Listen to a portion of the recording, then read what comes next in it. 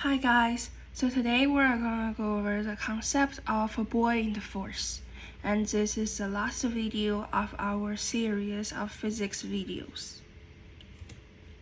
Okay, the definition of buoyant force is an object immersed in a liquid or gas experiences an equal upward force called buoyant force. The reason that buoyant force is generated is the difference of pressure. If we look at the image in the right hand side, you can see for this object, it is acted on multiple pressure, including the pressure on this side, on right hand side, and the top, bottom, and this side, and it's the opposite side. So there are total 6 sides that get the influence of pressure.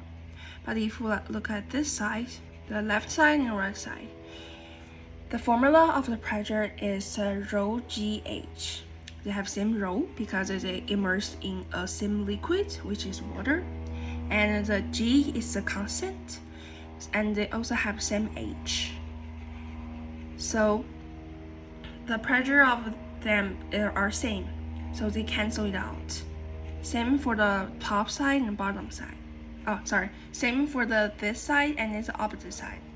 But if we look at the top side and bottom side, we can know that they have same rho, same G, but they have different H. Because for this side, the H is H1, but for this side, the H is H2.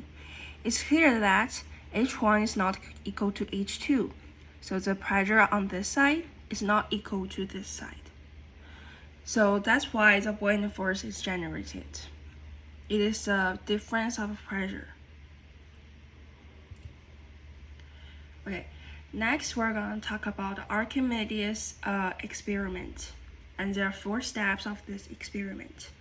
First step, using the spring scale to measure the weight of the testing object, like this. Step 2, use the spring scale to measure the weight of the small beaker, like this. Step 3, place the object into the water, observe the spring scale. In this step, previously we placed the water in this height, which means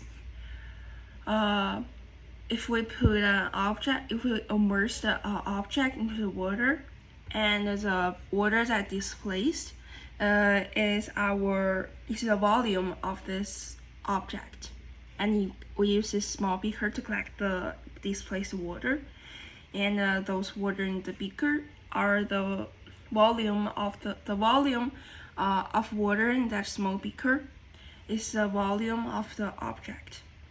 And be careful when to immerse the object, then hang under the spring scale, fully immersed in the water. So this is the volume of the object. Step 4, use this spring scale to measure the weight of the small beaker and the displaced water. And we can use data in the step 4 to minus the data in the step 2. We can get the weight of the displaced water. And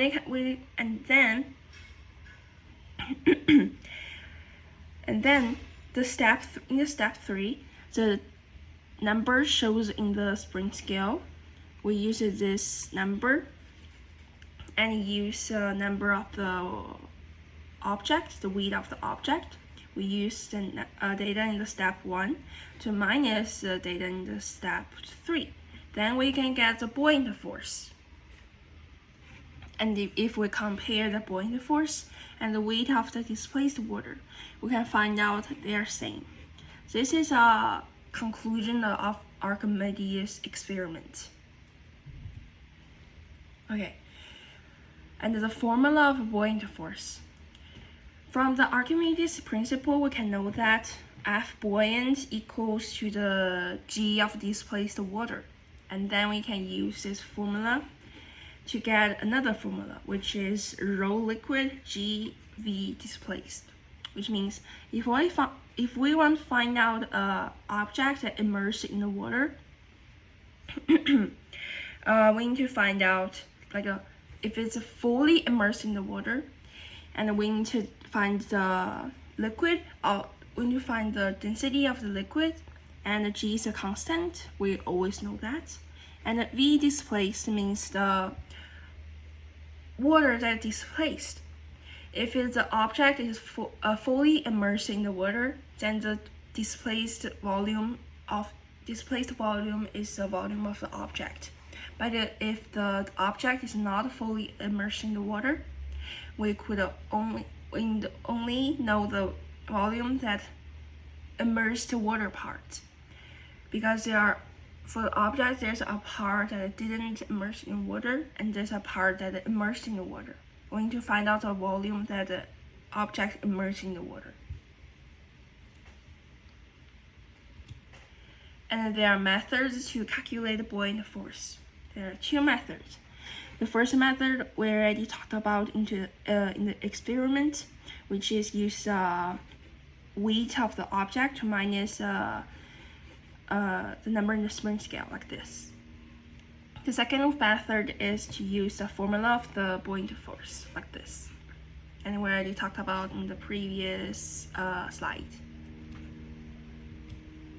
Okay, thank you. And this is our last video of our series of physics videos. Thank you for watching.